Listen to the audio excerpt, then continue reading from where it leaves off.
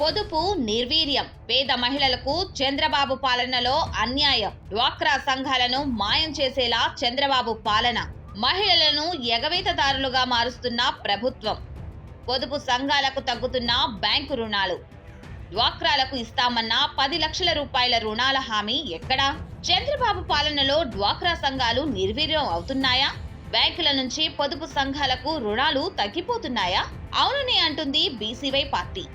ఇందుకు నాబార్డు విడుదల చేసిన గణాంకాలని సాక్ష్యంగా చూపుతుంది భారత చైతన్య యువజన పార్టీ. 2023 నుంచి 2024 ఆర్థిక సంవత్సరానికి గాను పొదుపు సంఘాలకు ఇచ్చిన బ్యాంకు రుణాలు 59,777 కోట్ల రూపాయలుగా ఉంది.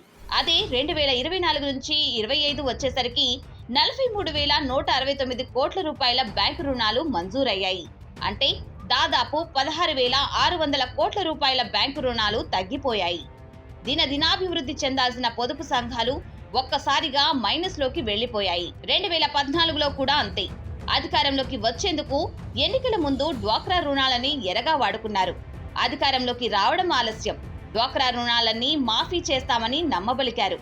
కానీ అధికారంలోకి వచ్చాక ఒక్క రూపాయి కూడా మాఫీ చేయలేదు. మాఫీ చేయకపోగా సున్నా వడ్డీ పథకాన్ని కూడా నిలిపివేశారు. అది చంద్రబాబు చరిత్ర. ఆనాడు చంద్రబాబు తీసుకున్న నిర్ణయం కారణంగా పొదుపు సంఘాలు అప్పుల ఊబిలోకి కూరుకుపోయాయి. డ్వాక్రా సంఘాలు నిరర్ధక ఆస్తులుగా మారాయి. దాదాపు 20% సంఘాలు ఎన్పీఏలుగా ముద్రపడ్డాయి. ఇప్పుడు కూడా అంతే జరుగుతుంది. చంద్రబాబు సర్కార్ డ్వాక్రా పొదుపు సంఘాలను నిర్వీర్యం చేస్తున్నారు. ఎన్నికలకు ముందు ఒక్కో పొదుపు సంఘానికి 10 లక్షల రూపాయల వరకు బ్యాంకు రుణాలు ఇప్పిస్తామని హామీ ఇచ్చింది టీడీపీ. 3 లక్షలుగా ఉన్న బ్యాంకు రుణాన్ని 10 లక్షల రూపాయలకు పెంచుతామంది. ఇప్పటిదాకా దాని గురించి ఆలోచించిందే లేదు. పేద మహిళలకు వెన్నుపోటు పడవడంలో చంద్రబాబు సర్కారును మించింది లేదని మరోసారి అర్థమైంది. ఇప్పటికైనా డ్వాక్రా సంఘాలు నిర్వీర్యం కాకుండా ఆదుకోవాలని డిమాండ్ చేస్తుంది బీసీవై పార్టీ.